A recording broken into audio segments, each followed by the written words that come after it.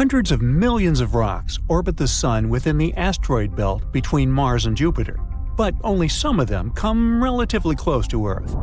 NASA classifies asteroids orbiting within 30 million miles of our planet as near-Earth objects, and inside this group, there are particularly worrisome objects. Those are so large and orbit so closely to our home planet that they could turn into a real threat to the world should a direct collision occur. At the moment, NASA is keeping a close eye on an asteroid named Bennu. It's a fairly large space object that might smash into our planet in 159 years. According to the experts, the asteroid, which was first spotted in 1999, is quite likely to drift into the orbit of our planet. If it happens, it might collide with Earth by the 24th of September, 2182. Asteroid Bennu is thought to be taller than the Empire State Building.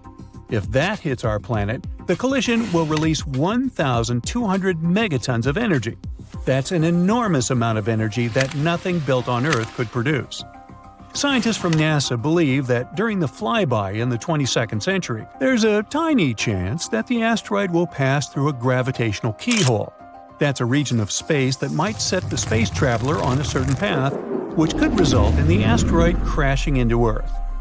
Bennu flies by our planet every 6 years. It has had 3 close encounters with Earth in 1999, 2005, and 2011. These days, scientists estimate the chance of the asteroid hitting our planet by 2182 as 1 in 2,700. That's more than 5 times a person's chance of being struck by lightning. But even though Bennu's chance of colliding with Earth are quite low at the moment, the space rock has still been categorized as a, quote, potentially hazardous asteroid, all because it might come as close as 4.65 million miles from Earth. That's the reason why it's also classified as a near-Earth object. Bennu is a carbon-rich asteroid that was formed in the first 10 million years of the history of the solar system. That's around 4.5 billion years ago. No wonder this space body holds precious clues to the origin and development of the rocky planets of our solar system, which are, as you recall, Mercury, Venus, Earth, and Mars. Even better, it may contain organic molecules, similar to those that are crucial for life to evolve. In 2020, NASA's OSIRIS-REx managed to briefly touch the surface of the asteroid. It collected some samples and propelled off the space rock afterward. For NASA, it was the first mission of this kind. But it won't probably come as a surprise that Bennu isn't the only asteroid we should worry about. Asteroid 99942, Apophis, is another space body we'd better watch out for. It's a near-Earth object about 1,100 feet across. It was discovered in 2004, and at first, it was identified as one of the most dangerous asteroids ever detected. Apophis gained notoriety very fast. It was believed to pose a serious threat to Earth. Experts predicted that it would come uncomfortably close to our planet in 2029. Luckily, after a more careful examination of Apophis and its orbit, astronomers concluded that there was no risk of the asteroid colliding with our planet for at least a century. The risk of an impact in 2029 was ruled out completely, as well as the potential impact that could be caused by the asteroid's close approach in 2036. Interestingly, until March 2021, there was a small chance of a collision in 2068. But then, Apophis made a flyby of Earth, and astronomers took this chance to use powerful radars to estimate the asteroid's orbit around the Sun more precisely. This allowed them to rule out any impact risk for at least the next 100 years. Now, the reason why such discoveries make us so worried is that even a relatively small asteroid, the size of a house, can wreak havoc upon colliding with our planet. And if an asteroid is larger than 0.6 miles across, astronomers call it a planet destroyer. The impact energy released by such an asteroid after striking Earth could be devastating. That's why knowing where such asteroids are and in what direction they're moving is crucial. The problem is that our capability to protect the planet from asteroid impacts is not top-notch yet. If such a catastrophe was about to occur, we would need some time to prepare, because an asteroid collision is no joke. Probably the most well-known asteroid impact site is the Chicxulub crater. It's the evidence of the terrifying collision that led to the extinction of dinosaurs. Strangely, this crater isn't very visible, but some others are. For example, Barringer Crater in Arizona, which is also called Meteor Crater. It looks rather blood-chilling when you think about the collision that led to its appearance. In any case, we now know that space rocks hit not only the Earth but also the Moon, Mercury, and Mars.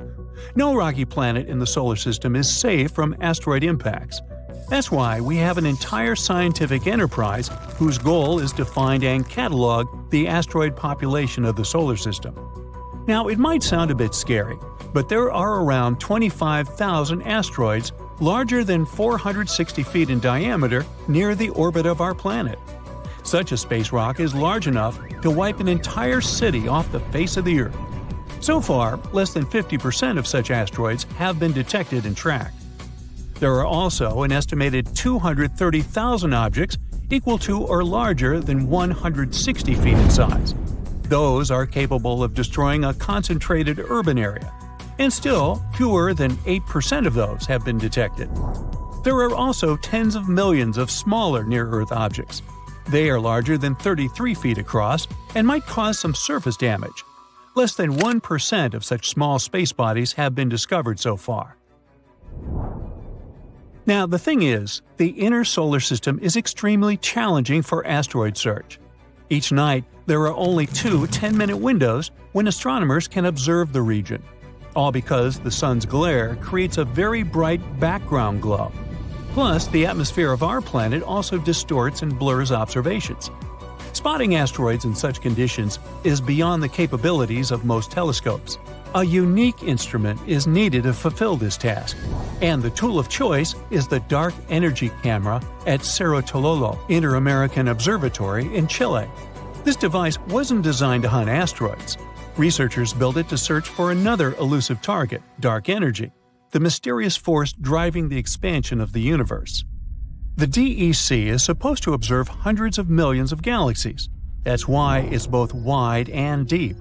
This way, it can both peer deep into the universe and capture a wide field of view, which helps it record the motions of galaxies and the conditions in the early age of the universe. But it also means that the DEC is perfectly suited to spotting asteroids near the Sun. Inner asteroids are rare, and deep images are necessary because such asteroids are faint.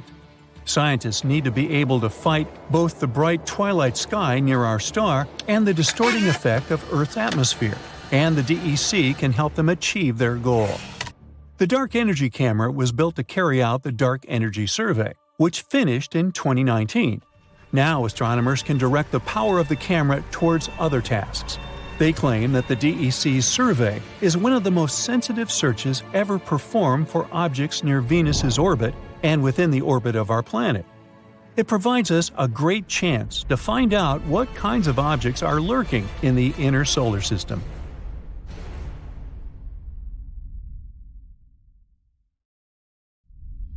If an asteroid like Apophis hits Earth, we will be destroyed. Massive earthquakes will strike, and tsunamis will flood everything. Apophis is a billion-year-old celestial body that has been in the solar system since its inception. So you might be thinking, well, how likely is it that this giant space stone will collide with our planet in 2029? Well, let's find out, shall we? Apophis is a big, bad asteroid discovered in 2004 by the Kitt Peak National Observatory in Arizona. Since then, it has proudly held the title of one of the most dangerous asteroids ever located.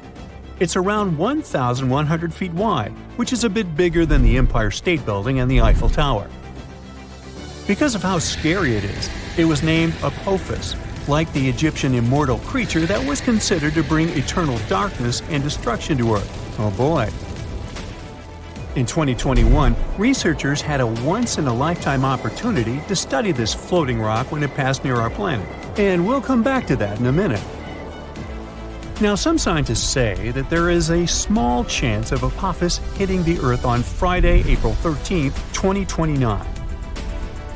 The Yarkovsky effect is to blame for this, since it can slightly nudge this space rock towards Earth. This effect originates from the uneven emission of thermal photons from a rotating celestial object, resulting in a fascinating force exerted upon it in space. These emitted photons possess momentum and play a pivotal role in shaping the dynamics of the body. The asteroid has two sides, light and dark, just like the Moon. The light side faces the Sun and is warmer than the dark side.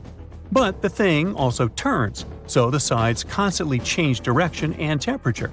This change could be detrimental because it slightly pushes Apophis toward Earth. Unfortunately, nobody knows how the Yarkovsky effect will influence the asteroid's path.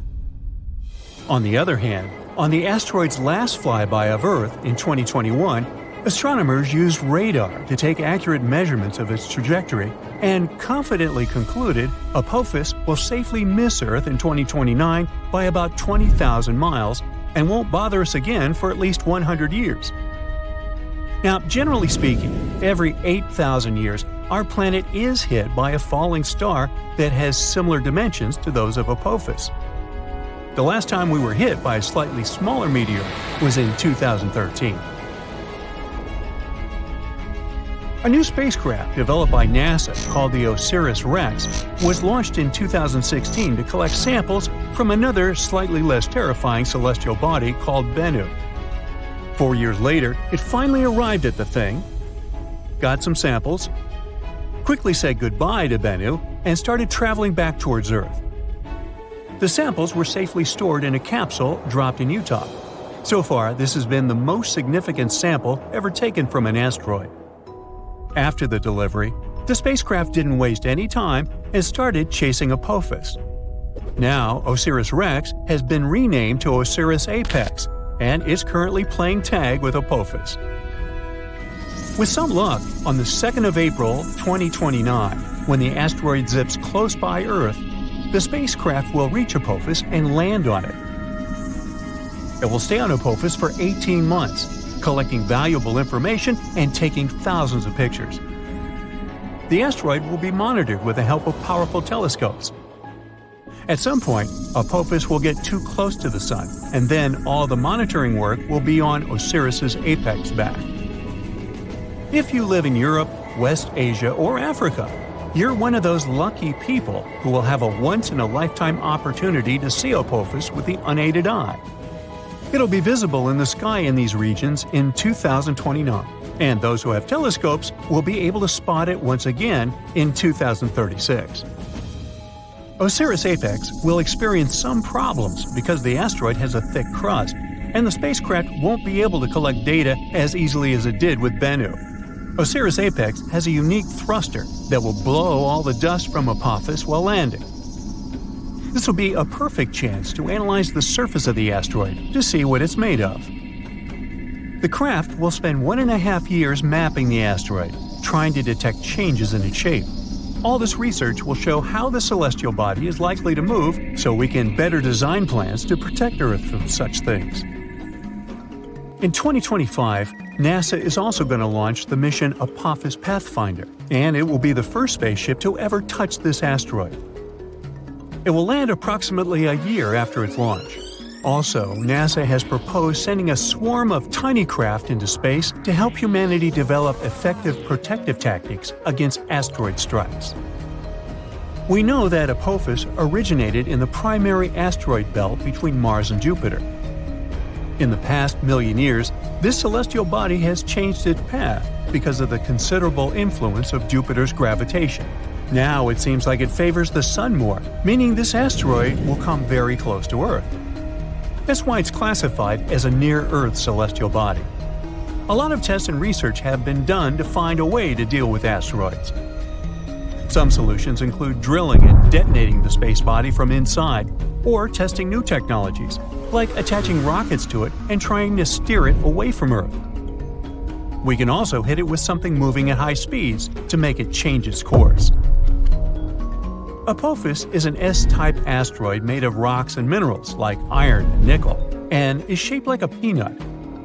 It can tell us a lot about the past and possibly the future. Sampling this space object could reveal how life on Earth began and how plants appeared.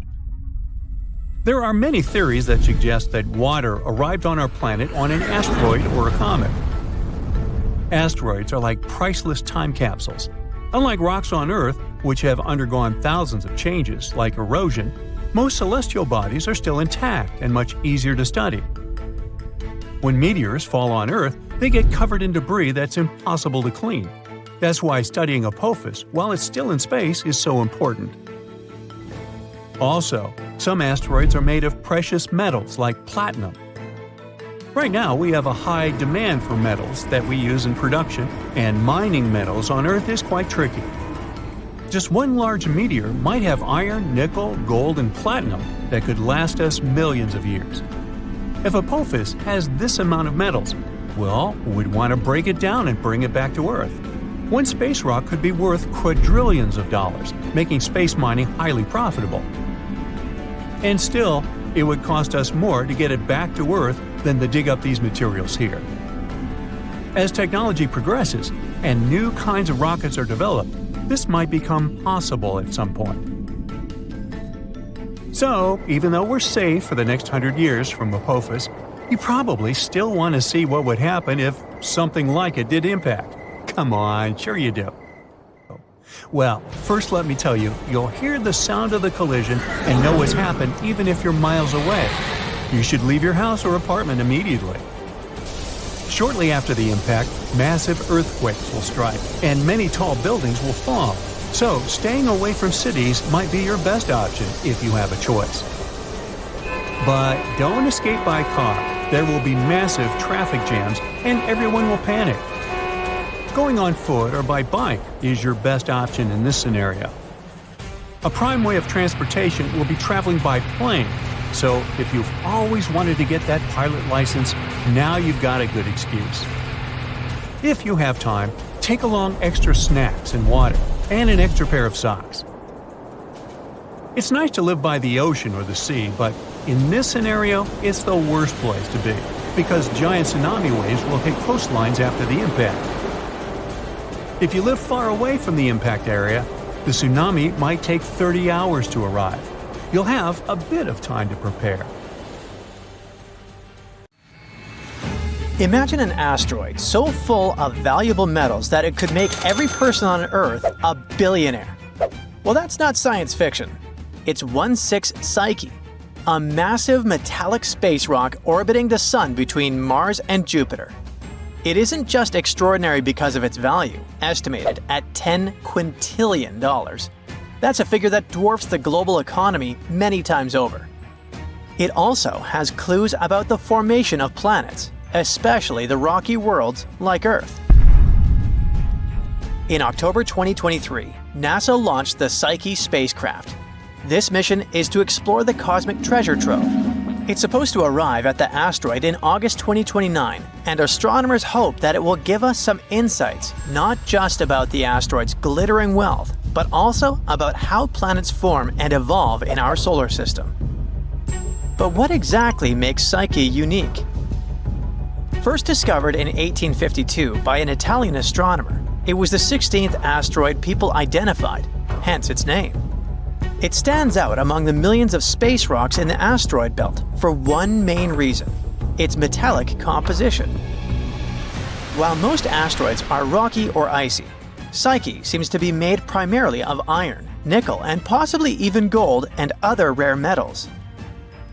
At about 173 miles wide, it isn't the largest asteroid. It's easily dwarfed by others like Ceres. But its size is still impressive. After all, its surface area is 64,000 square miles, like that of the state of Florida. Astronomers think that between 30 and 60% of the asteroid's surface might consist of precious metals. They also think that this space rock might be the exposed core of a planetesimal. A planetesimal is basically a protoplanet, a large space body in orbit around a star, developing into a planet. And this planetesimal could have grown into a full-fledged planet if it hadn't been destroyed in some catastrophic collision billions of years ago. If this theory is correct, Psyche can give us a unique glimpse into what lies deep within terrestrial planets like Earth, where planetary cores are hidden thousands of miles beneath thick crusts and mantles. Now, remember that spacecraft that went to explore the asteroid? After embarking on its ambitious mission, the Psyche probe will travel a mind-boggling 2.2 billion miles to reach its goal. This journey will take nearly 6 years. On its way to the asteroid, the spacecraft will pass by Mars in May 2026 and use the red planet's gravity to slingshot itself deeper into space. This maneuver is called a gravity assist, and it will boost the velocity of the probe and refine its trajectory toward the asteroid. By the time it reaches its goal in August 2029, the spacecraft will be set to orbit the asteroid for at least 26 months. During this time, it will analyze its surface, figure out its composition, and attempt to unravel its history. The probe is equipped with some pretty cool tools. One of them is called a multispectral imager. This instrument will snap high-resolution images of the asteroid surface. It's supposed to help astronomers to study its texture and composition. Then, the probe has a gamma-ray and neutron spectrometer. This instrument will measure the asteroid's chemical elements, including its metal content. A magnetometer will detect a magnetic field, if any, which could confirm Psyche's origin as a planetary core. And finally, an X-band radio system will help determine the asteroid's gravity field, which can offer insights into the asteroid's internal structure.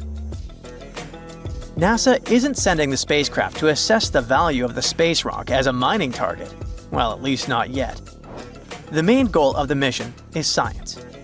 Researchers hope to answer fundamental questions about how planets form and evolve. And this asteroid could help us understand what happens when molten material solidifies into a core. Another question we need to answer to is, why did it fail to become a planet? And understanding the history of the asteroid might shed light on why some celestial bodies grow into planets while others don't. While NASA's mission is purely exploratory, it has also sparked interest from the point of view of asteroid mining. With its estimated worth of $10 quintillion, Psyche could theoretically supply enough raw materials to revolutionize industries on Earth. Mining it is likely to be decades away, if it ever happens altogether, but the idea still sounds amazing. At the same time, if the asteroid's metals were somehow brought to Earth, their abundance could cause the value of precious metals like gold to plummet, and it would wreak havoc on global markets. Speaking of valuable resources, let's find out how Earth got its own gold, platinum, and other rare metals. These elements, aka highly siderophile elements, have a cosmic origin story, and it's every bit as dramatic as Psyche's. These precious metals were born in violent cosmic events billions of years ago. Many appeared in kilonovae, explosive collisions between neutron stars.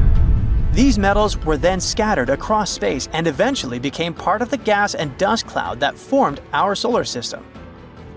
When Earth formed, those metals sank towards its iron-rich core, but not all of them ended up deep inside the planet.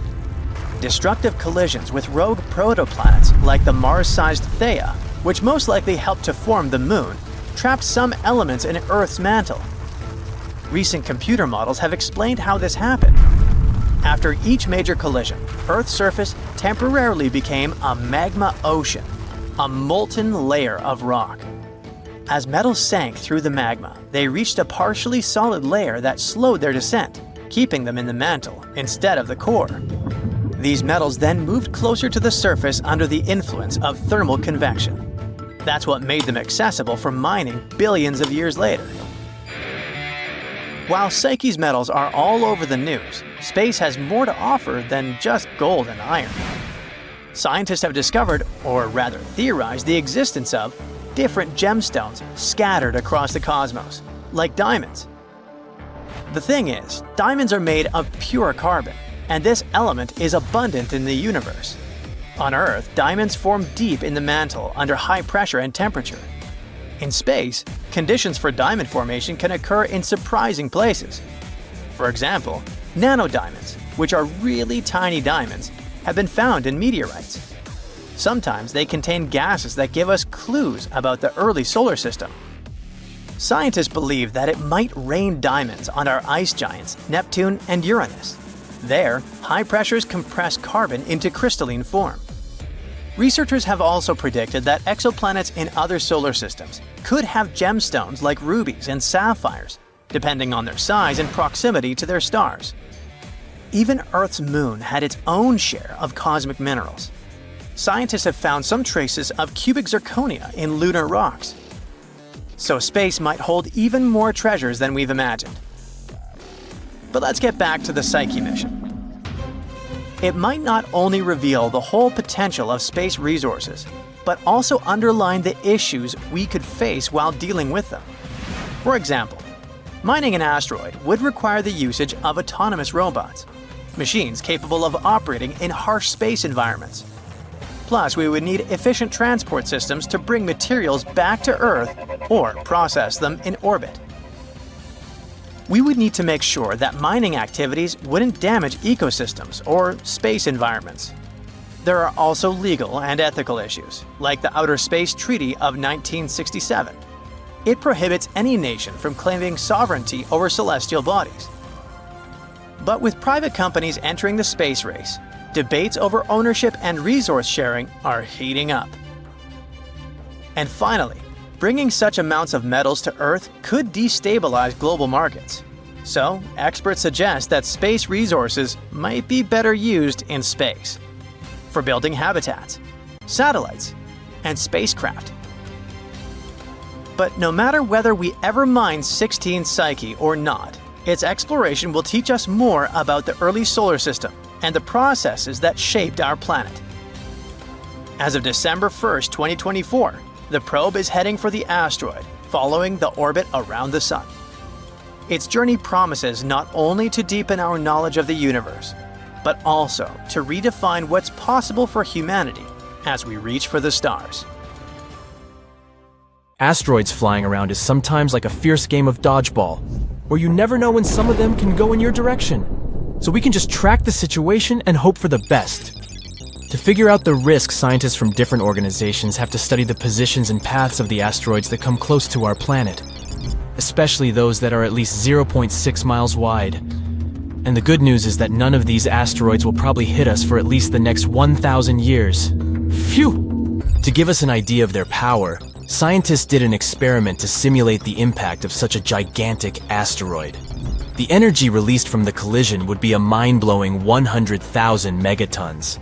That's like detonating 15,000 tons of dynamite. Also, if such a big asteroid hit us, Earth would cool down significantly because of all that debris that would go into the atmosphere and block sunlight. Plants wouldn't be able to get their fuel in this case, so we'd all be in trouble, both humans and animals. Thankfully, such mammoth asteroid impacts are quite rare. The larger an asteroid, the longer it takes it to collide with Earth. For example, it's estimated that asteroids with diameters of at least 0.6 miles strike our planet about once every 700,000 years. And if we're talking about even bigger ones that are 3 miles wide, well, those are predicted to come crashing down only once every 30 million years. Yay! But hold on. Don't get too relaxed just yet. Astronomers focus on really large asteroids because those are the ones that can kinda doom our planet if they hit us. Yep, you got it right. In a dinosaur kind of way. Even if one of them didn't erase us completely, the damage would still be enormous. So, there are still some asteroids wandering around that we need to keep an eye on to see how they might evolve over time.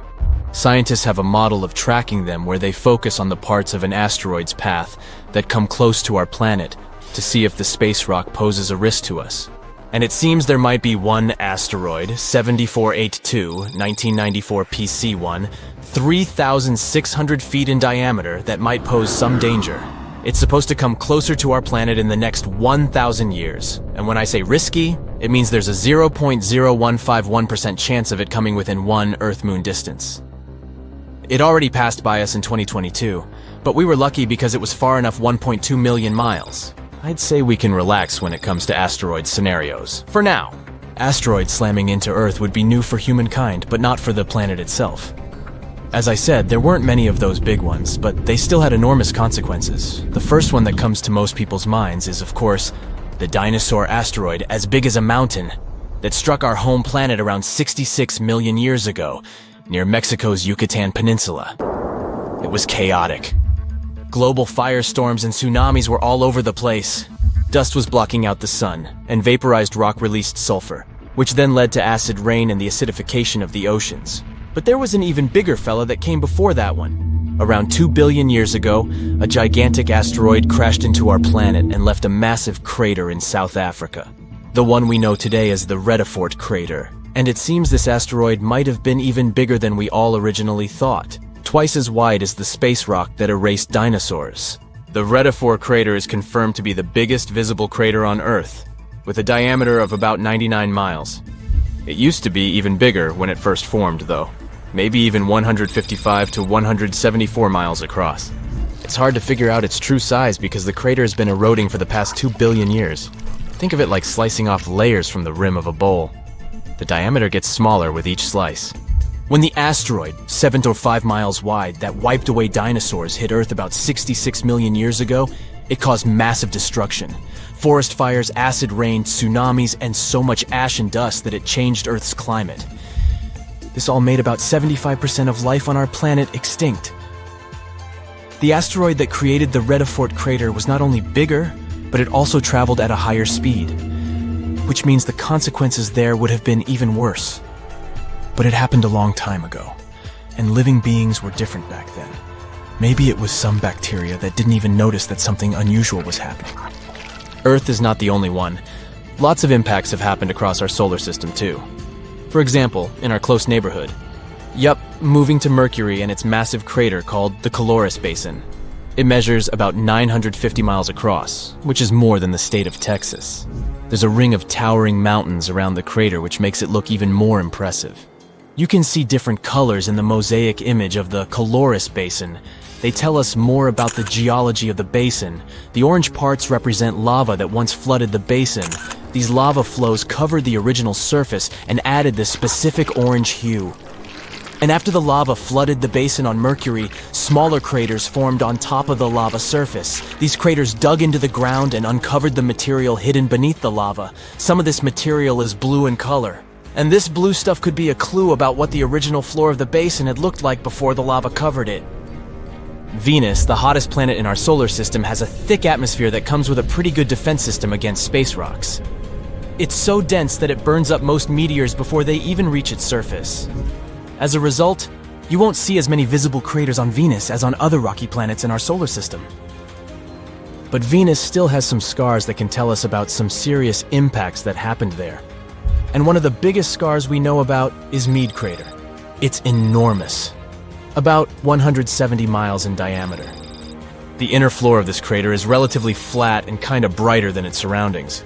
It's possible that the crater ended up filled with a mixture of melted rock after the impact, and maybe even lava from volcanic activity on Venus. Want to get an idea of what Earth might look like without its protective layer called atmosphere?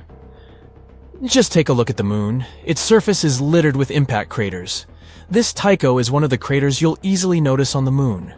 When you look at the full moon, you can spot it as a distinct circle with bright rays that radiate outward, slightly off-center on the lower left side of the moon.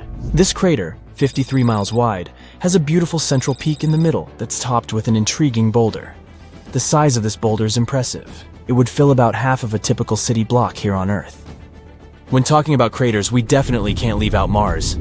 The red planet has a much thinner atmosphere than Earth. When spacecraft approach Mars, they rely on the planet's atmosphere to slow them down as they enter it. And indeed, the atmosphere helps slow spacecraft down during landing, but it's still not thick enough to completely protect Mars from all those space rocks that are coming all the time. From July to September 2018, a dark spot appeared on the southern pole of Mars. It consists of two distinct patterns. A theory says that the bigger, lighter-colored blast pattern can be the result of an impact shock wave scouring the ice surface. The impact generated winds that spread out and scoured the ice. The inner blast pattern, which is darker in color, occurred because the impacting object managed to penetrate the thin ice layer. As it hit the surface, it sent dark sand and debris flying in all directions. So, how do you feel about cooking? Nah, pasta and burgers are overrated. How about something more exotic, or rather, more cosmic? So the recipe is simple. Take a team of enthusiastic astronomers and add some old images from the James Webb Space Telescope. Stir really well, and you'll get a shocking number of tiny asteroids in the asteroid belt between Mars and Jupiter. Yummy! The highlight of this dish is the direction in which some of the asteroids are moving, because in their way, there's our poor planet. Are we doomed just because you decided to cook? Now, the asteroids I'm talking about are much smaller than the massive space rock that wiped out the dinosaurs, but they can still cause considerable damage. They range in size from as small as a bus to as big as a stadium. But even those small ones pack quite a punch. Let's look at a recent dramatic example. It happened on February 15, 2013. A small asteroid just tens of feet wide exploded in an airburst over Chelyabinsk in Siberia, releasing an insane amount of energy. Many people witnessed and recorded the event, and it gave scientists vital clues. New computer models helped scientists reconstruct the size, speed, and impact of the Chelyabinsk meteor. It was likely an asteroid, about the size of a 5-story building, exploding from 15 to 18 miles above Earth's surface with an enormous, incomparable force. The blast shattered 1 million windows and hurt over 1,000 people. Fortunately, it wasn't powerful enough to cause too much damage, but it gave us an idea about how dangerous an airburst can be. Now, an airburst occurs when an object explodes high in the atmosphere, never striking the ground, but releasing enough energy to devastate the area. But back to the small asteroids.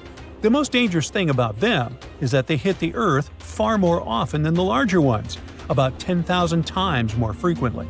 To make matters worse, their small size makes them harder to detect in advance, leaving little time for preparation if one is heading towards Earth. Now, let's travel back in time. Uh-oh, dinosaurs, too far back. Ah, there we go. A team of astronomers is working on a special method to find small asteroids in telescope images that were originally taken to study distant stars. Using this method, they've looked through thousands of JWST images of a star system called TRAPPIST-1. It's located 40 light-years away and is one of the most studied systems outside our solar system. Now, while analyzing these images, they discovered 138 new asteroids in the main asteroid belt, plus 8 they already knew about. And guess what? Among the newly found asteroids, 6 seem to have been pushed into paths that could bring them closer to Earth. Who did it? Well, probably nearby planets. Are they holding a grudge against Earth? Interestingly, scientists thought they'd find just a few new asteroids, but the number was much higher than they expected. Yet, it's no wonder. Right now, they're exploring a part of space they didn't know much about before. Now, let's talk about the hero of the day, the James Webb Space Telescope. It's especially good at finding small asteroids because it can detect their heat. These asteroids give off infrared radiation, which is much easier to see than the faint sunlight that reflects off their surfaces. This technology allowed scientists to spot the smallest asteroids ever seen in the main asteroid belt. The asteroids they found are pieces left over from collisions between bigger space rocks. Finding them helps astronomers understand the history of the asteroid belt and improve methods for tracking small asteroids that could threaten Earth. The researchers are planning to use James Webb to observe other star systems for at least 500 hours. They expect this work to uncover thousands more small asteroids in the solar system. Other advanced telescopes, like the Vera C. Rubin Observatory in Chile, will also help. Starting in 2025, this observatory will use the world's largest digital camera to photograph the southern sky every night for at least 10 years. Each image will cover a huge area of the sky, about 40 times the size of the full moon. The observatory might find up to 2.5 million asteroids in just 6 months, almost doubling the number we know about. Recently, NASA has identified 2 small asteroids. They were supposed to pass near Earth on December 16, 2024. Luckily, neither posed any danger to our planet. The first asteroid was 71 feet wide, about the size of a large airplane, and was traveling at 10,800 miles per hour. The second asteroid was slightly smaller, 56 feet wide. but it traveled faster at 14,700 miles per hour. But hey, even though this time the danger is past, who knows what the future will bring? It may sound weird these days, but astronomers didn't really care much about small asteroids for a rather long time. They thought of them as just random space debris that got in the way of observing stars.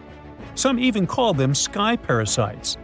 But now, the way we see these little space rocks has completely changed. You see, until recently, we could only spot really big asteroids, those over a mile wide. The smaller ones just blended into the background noise in telescope images.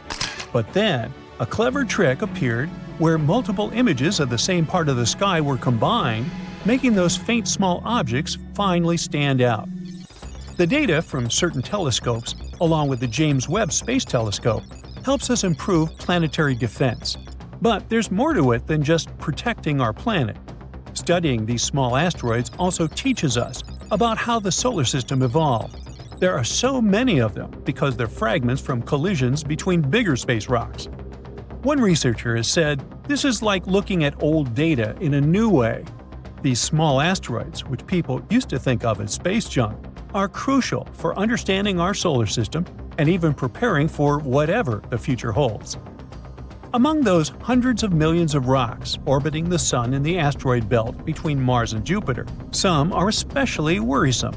They come close enough to Earth for it to be quite concerning. NASA classifies asteroids that orbit within 30 million miles of our planet as near-Earth objects, and those could pose a serious threat if they were to collide with our planet. Right now, NASA is closely monitoring an asteroid named Bennu.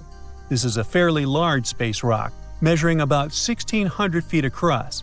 It could, potentially, crash into Earth in 159 years. First, the astronauts spotted it in 1999. So currently, experts believe that there's a small chance Bennu could drift into Earth's orbit and collide with our planet by September 24, 2182. Would it be bad? Well, to put it in perspective, Bennu is taller than the Empire State Building. If it hit Earth, it would generate 1,200 megatons of energy, an amount so massive that nothing on Earth could generate that. NASA scientists are particularly concerned about a tiny chance that Bennu could pass through a gravitational keyhole during a flyby in the 22nd century. This keyhole is a region in space that could set the asteroid on a path that brings it directly to Earth. Now, Bennu flies by Earth every 6 years and has had 3 close encounters with us in 1999, 2005, and 2011. Right now, scientists estimate that the chance of Bennu hitting Earth by 2182 is about 1 in 2,700, more than 5 times greater than the chance of being struck by lightning. Although the chances of Bennu colliding with Earth are very low right now, this space rock is still classified as a potentially hazardous asteroid because it might come as close as 4.65 million miles to Earth.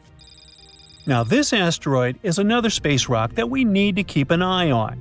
It's a near-Earth object about 1,100 feet across, and it was discovered in 2004. Initially, it was considered one of the most dangerous asteroids ever detected. Apophis quickly gained attention because experts believed it could pose a serious threat to Earth because of its close approach to our planet in 2029. However, after further study of its orbit, astronomers determined that there was no risk of a collision for at least a century. Well, we can all breathe easier now, can't we? Now, imagine something so powerful that it could rip the atoms of your body apart in a fraction of a second. Ow! This something is soundlessly dashing through space, not extinct, not alive, stuck in between. If this terrifying monster were moving towards Earth, we'd be doomed. So, is it?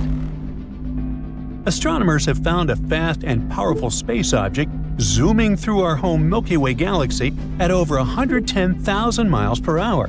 That's faster than any rocket we've ever made. This bizarre space object got its name of a zombie star, all because it's the leftover part of a star that passed away a long time ago, but is still moving. This zombie star is a kind of an object called a magnetar, a super small, super heavy ball about the size of a city but heavier than the Sun. That makes it one of the densest objects in space. Only black holes are denser. Hey, let's not forget about me, huh? Magnetars also have an incredibly strong magnetic field. The one our zombie guy has is 100 trillion times stronger than Earth's. That's so strong that if the magnetar came close to Earth, it could wipe out every credit card on the planet just from its magnetism, and we couldn't shop anymore.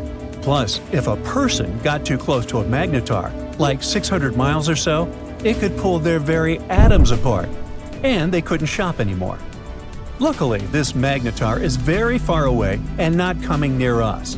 When it was first discovered, it was about 15,000 light-years away from Earth. That's a huge distance, so you don't get to worry about your atoms being disconnected yet. Astronomers first spotted the zombie magnetar in 2008. And since only about 30 magnetars are known in our galaxy, it was a lucky and rare find. Scientists use space telescopes like Hubble and Gaia to watch it over time. That's how they discovered it was moving much faster than they thought. Now, astronomers are trying to figure out how this zombie star got such a big kick. At first, they thought that, like most magnetars, this one was born when a giant star exploded in a supernova and the leftover core became a superdense neutron star. According to their theory, it could have happened near something called supernova remnant HB9. That would make sense since most magnetars are created this way. But when they tracked its movement, they found that the zombie star was moving too fast and going in the wrong direction to have come from HB9. They traced its path thousands of years into the past and still couldn't find any exploding star or star cluster it could have come from. This means scientists now have one more mystery on their hands. Where did this zombie star come from, and how was it made?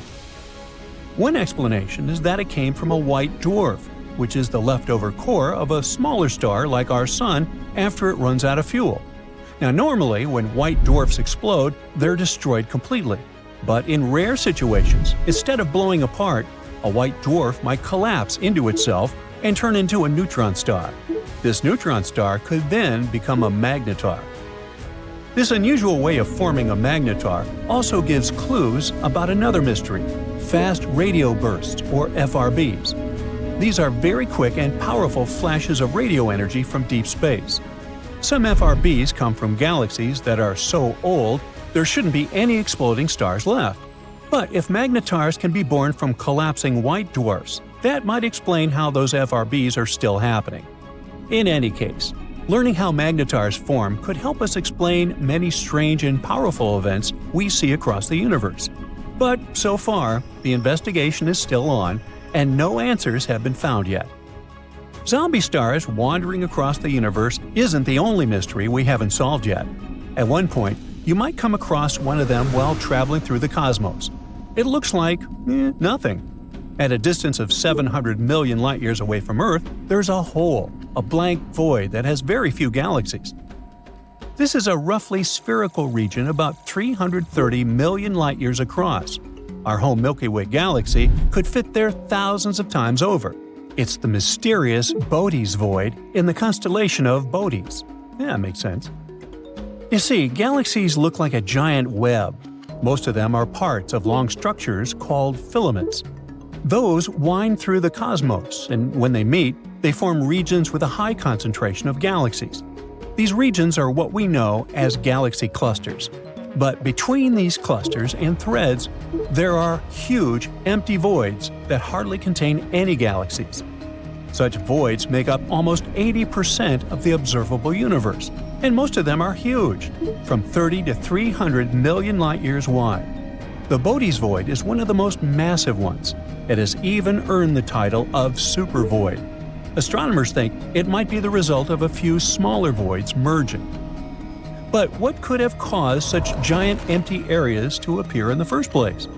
The reason might lie in the origin of the universe. In its early days, I wasn't around then, all the matter in the universe was packed together quite tightly. Astronomers even thought it was something like a uniform soup. But soon, random quantum fluctuations started disturbing this matter. Some areas became denser, and their gravitational pull became stronger. They began stealing matter from less dense regions. This made such areas even denser, and they kept attracting more and more matter. At the same time, smaller clumps of matter started drifting further away from the center, forming galaxies.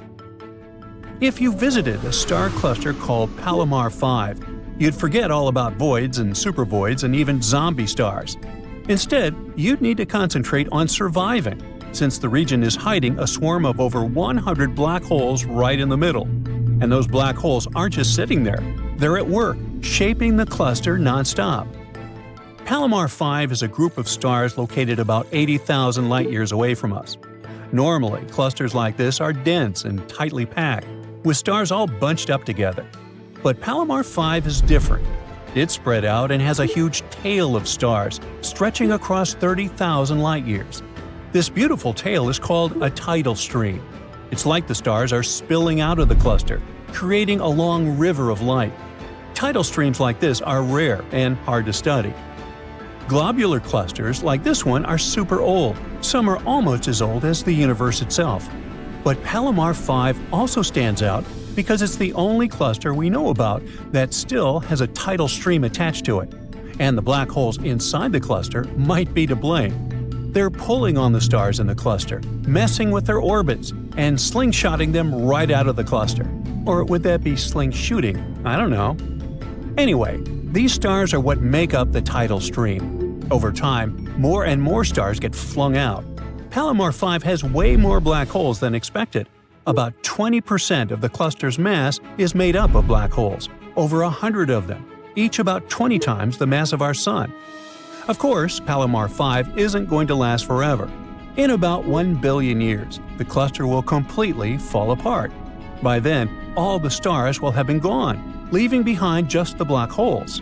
And these black holes will orbit the Milky Way, like a ghostly remnant of a cluster that used to be there. Even though this cluster is creepy enough, there's something even more eerie you can see in space: thick clouds of gas and dust called nebulae. One of the most unusual ones is probably NGC 2392, located 5,000 light-years away from Earth in the constellation of Gemini. It was discovered more than 200 years ago and became popular because of its unusual appearance. It's basically a disk of material with a ring of comet-shaped objects. The tails of these objects stream away from the star at the center of the nebula. The bizarre orange streaks in the outer part of the cloud stretch light-years away in all directions. The middle resembles a ball of twine, but in reality, it's a bubble of material blown into space by the wind of high-speed material produced by the central star. Wow. Now, I'll bet you remember the furthest planet from the Sun is Neptune. When European astronomers argued about what to call the newly discovered eighth planet back in 1846, they settled on the name of the Roman deity of the sea. This ice giant is 4 times the size of Earth. And if our planet was the size of a nickel, Neptune would be as large as a baseball. At the same time, the ice giant is 17 times as heavy. If you were approaching this icy world, it would seem blue and perhaps inviting. But this blue surface is actually a layer of swirling gas and permanent clouds. So don't get your hopes up. You wouldn't be able to land on this planet. Its mantle, made up of water, ammonium, and methane ice, is the closest thing Neptune has to a surface. But even down there isn't solid ground for you to walk on. Anyway, this distant planet is surrounded by mystery, and astronomers haven't cracked all of it yet. Why are the winds on Neptune so fast? Why does this world shed more heat than it gets? Why is its magnetic field offset? And what is the Great Dark Spot? Well, let's try to find some answers. Neptune is around 30 times as far from the Sun as our home planet. That explains why studying this distant world is so difficult. It also means that the planet gets way less light and heat from our star. But at the same time, Neptune radiates a lot more heat than it's taking. If we compare Neptune to nearby Uranus, we'll see that even though Uranus is closer to the Sun, it emits almost the same amount of heat as Neptune. Astronomers don't know for sure why it happens yet, but of course there are theories because they're scientists. Some experts believe there is something fierce inside the blue planet that causes it to generate more heat than it receives. It might be the reason for Neptune's huge differences in temperatures, from minus 260 degrees Fahrenheit at the planet's rigid cloud tops to more than 12,000 degrees at the core of the ice giant. So you're going to want to dress in layers. Now, such temperature variations might be the reason for powerful windstorms. Their speed can reach 1,200 miles per hour. For comparison, the most powerful winds on Earth move at a speed of 250 miles per hour. Another curious thing about Neptune's winds is that they are blowing westward, which is backward to the rotation of the planet. A study published in 2013 supposed that the winds on Neptune would appear in thin layers no more than 600 miles thick. Such a shallow depth might mean that condensing and evaporating moisture could produce those crazily fast air currents. Then there's the issue of Neptune's magnetic field being offset. If you were to overlay a magnet on this planet, it wouldn't line up with the center. Astronomers aren't sure why it happens. Magnetic fields are produced by moving currents, and all the planets, including Earth, are believed to have some conductive material moving in their bellies. But with Neptune's belly, it's a bit different. Its magnetic field is tilted at 47 degrees to the planet's rotation, which means that the rotation and magnetism aren't aligned inherently. And don't forget about the Great Dark Spot. No, I'm not talking about the most massive storm in the solar system. That one is called the Great Red Spot and is located on Jupiter.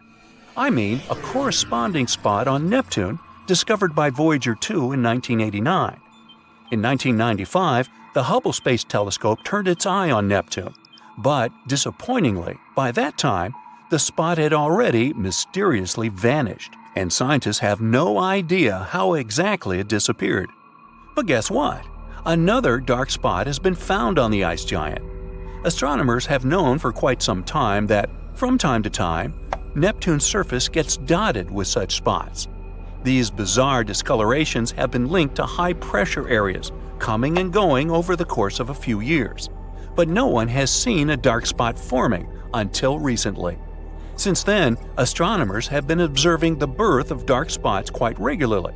Now they have a much better idea of where and when these huge vortices might form. Now, despite assumptions, astronomers once thought Neptune was a boring, featureless world. The ice giant has a hyperactive atmosphere. It's turbulent, with cloud ripples and severe storms. Plus, this planet has a ring system. Disappointingly, those rings are not distinct hula hoops circling Neptune, like those of Saturn. The ice giant's rings are weirdly chunky and contain gobs of material that form arcs in the outer ring. Astronomers explain that these clumps are actually places where loads of ring particles are stuck together. What it means is still unclear. But my favorite thing about Neptune is this one.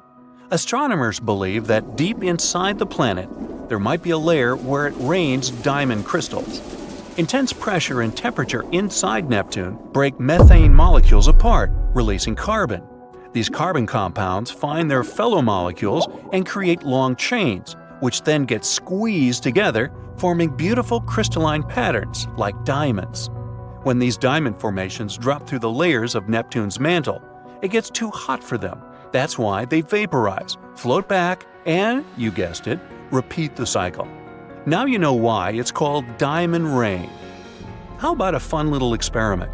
Let's say we exploded Neptune, in the name of science, of course. As you already know, this planet doesn't have a solid surface.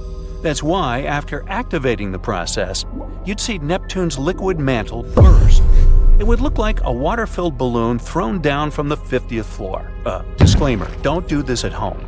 The impact would send splashes of water, ammonia, and methane ice away into space. It'd be followed by lava-like remains of the planet's mantle, liquid and red hot. And then there would be a hurricane of solid rocks. That's what would be left from Neptune's solid core made up of iron and other metals. Okay, let's put this pretty ice giant back together. I've got one more experiment for you. Let's replace the Moon, yes, our good old satellite, with Neptune. The ice giant is definitely way larger than the Moon. The planet would look like a bright blue hot air balloon in the sky, and we would see it not only at night but also during the day. It would appear to be 15 times larger than the Sun. If everything else remained the same, solar eclipses would seem to continue for ages. Once the Sun vanished behind Neptune's edge, our planet would be plunged into complete darkness for no less than an hour and a half. And since Neptune is also much more massive than Earth, its gravitational pull is much stronger. That's why, instead of getting itself a powerful companion and protector, our planet would end up as a satellite. Yep, Neptune's moon. It would orbit Neptune slightly further than its own largest moon, Triton, and there would be a great risk of Earth colliding with this space body. But let's assume we were lucky enough not to cross paths with any of Neptune's satellites. Even so, we would have more than enough problems. Tides on our planet would be 1,000 times more powerful than those caused by the moon. Neptune's gravitational force wouldn't pull Earth apart, but it would heat our planet up. Like we need more of that, huh? The seismic activity would increase, setting off earthquakes and volcanic eruptions. Well, that sounds unsettling, so let Neptune remain where it is now. I'm okay with a good old moon. Now we're done with the experiments, but hear me out. Beyond the orbit of Neptune, there's a mysterious Kuiper belt filled with massive icy objects. The most curious thing about this space formation, though, is that scientists fail to explain the pattern of its movement. The only explanation they have is that Neptune might be hiding another big planet from our sight. Are they in cahoots? This hypothetical planet has already got the name Planet 9, and all we have to do is wait until its existence is confirmed. Or not.